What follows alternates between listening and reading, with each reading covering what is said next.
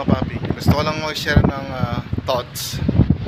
Kasi ang daming mga nasasayang na mga proyekto ng gobyerno.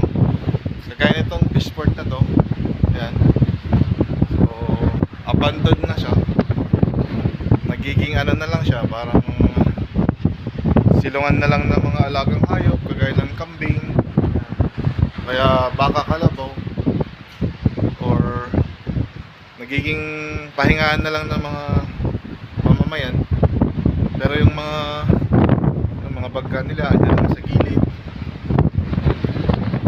so hindi siya na-utilize yung mga properties ng mga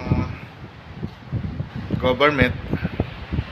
Siguro is dahil iba na yung nakaupo, tapos iba na yung pumalit, so hindi na naituloy yung mga project na to, kagaya nito. So sayang. So hindi lang sa Ilocos Norte, so kahit sa ibang mga probinsya like Cagayan, Ilocos Sur, tapos kahit sa Batangas. So marami na tayong nakitang mga fishport.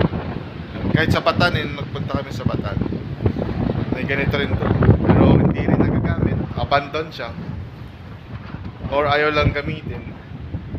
So sayang, nakakasad lang. So ginagamit lang siya kung turista ka, yun, pwede kang umakyat sa taas, kasi pwede mo akyatin yung sa taas, nagiging view deck na lang siya. Pero overall, nakatimang mo na ng project na